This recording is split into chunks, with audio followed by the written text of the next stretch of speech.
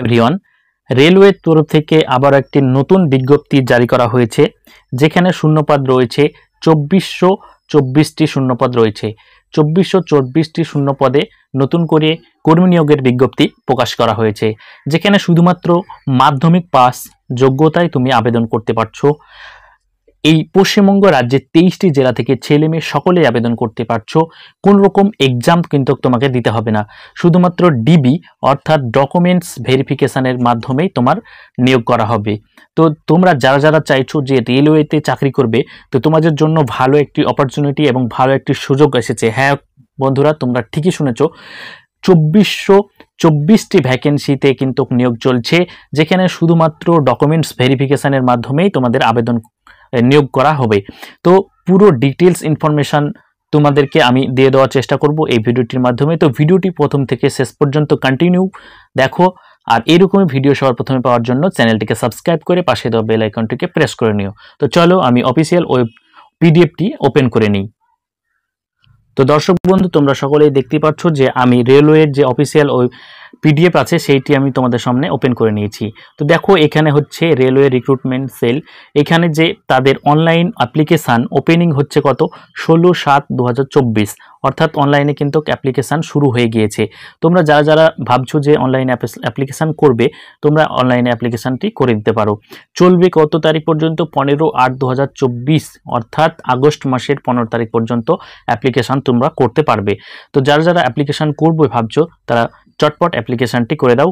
তো কিভাবে অ্যাপ্লিকেশান করবে, কি কি ডকুমেন্টস আপলোড করতে হবে, চলো একবার এক নজরে আমি দেখে দিই তোমাদেরকে। তো দর্শক বন্ধু, তোমরা এটা আবেদন করবে কিভাবে? তো তোমরা আবেদন করতে গেলে তোমাকে প্রথমত আরআরসি, এই যে আরআরসি অফিসিয়াল ওয়েবসাইট আছে সেখানে চলে যেতে হবে, অর্থাৎ rrc.com, এই অফিসিয়াল ওয়েবসাইটটিতে তোমরা চলে যাবে এবং এখানে গিয়ে তোমরা তোমাদের অ্যাপ্লিকেশানটি কমপ্লিট করবে। ঠিক আছে? তো অ্যাপ্লিকেশানে তোমাদেরকে কি কি ডকুমেন্টস জমা দিতে হবে, তো চলো আমি তোমাদেরকে সেটা দেখিয়ে দিই। তো দেখো, এখানে লেখা আছে যে ডকুমেন্টস টু বি আপলোডেড। তো কী কী ডকুমেন্টস তোমাদেরকে আপলোড করতে হবে? প্রথমত দেখো, candidate R required to uploaded the eligible scan copy following documents.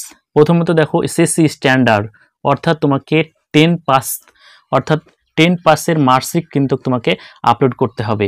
তুমি যদি মাধ্যমিক পাস হয়ে থাকো, তাহলে তোমার মাধ্যমিক পাসের মার্কশিটটি এখানে তারা আপলোড করতে বলছে।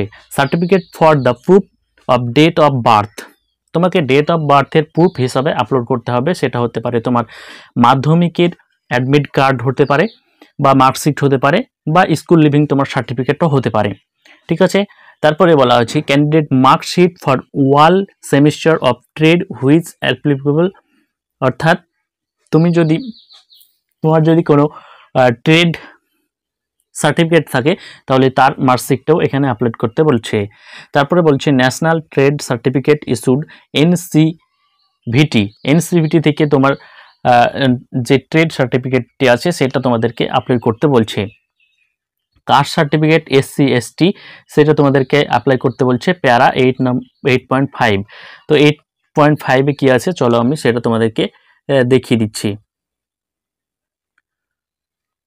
তো দেখো, এই যে এখানে দেখো, যারা SC ST OBC কাস্ট থেকে বিলং করছো, তোমাদেরকে কিন্তু এই যে সার্টিফিকেট, এই যে ফর্মটি আছে, এইটা তোমাদেরকে ভালোভাবে ফিল আপ করতে হবে এবং ফিল আপ করার পর তোমাদের বিডিও বা SDO সই করে নিতে হবে, তারপরে স্ট্যাম্প সই করে নিতে হবে এবং তার সেই কাস্ট সার্টিফিকেটের সঙ্গে তোমাদেরকে এটাও কিন্তু আপলোড করতে হবে।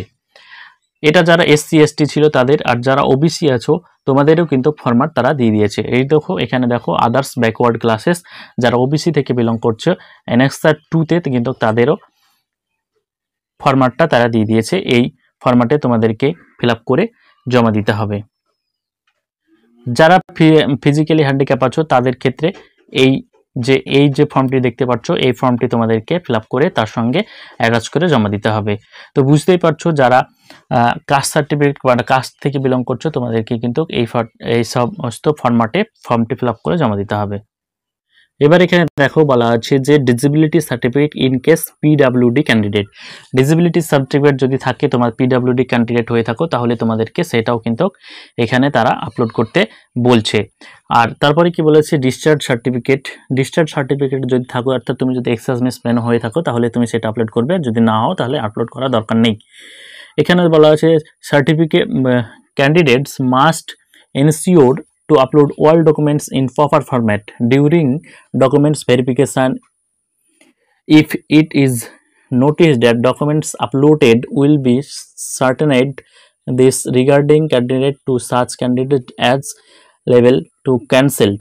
মানে তোমাকে যে ডকুমেন্টসগুলো বলা হচ্ছে সেই ডকুমেন্টসগুলো কিন্তু একদম প্রপারভাবে এনশিওর হয়ে কিন্তু ফিল আপ করতে হবে, অর্থাৎ আপলোড করতে হবে। যদি তোমার আপলোডে কোনো ভুল থাকে তাহলে কিন্তু তোমার অ্যাপ্লিকেশনটি রিজেক্ট হয়ে যেতে পারে বা ক্যান্সেল হয়ে যেতে পারে, সেটা কিন্তু তারা এখানে জানিয়ে দিয়েছে। ঠিক আছে, এবার নিচের দিকে দেখো যে তোমাদের লাস্ট ডেট কত, 15/8/2024, অর্থাৎ 15 আগস্ট মাসের 15 তারিখের মধ্যে তোমাদেরকে কিন্তু আপলোডটি ফর্মটি ফিল আপ করে নিতে হবে।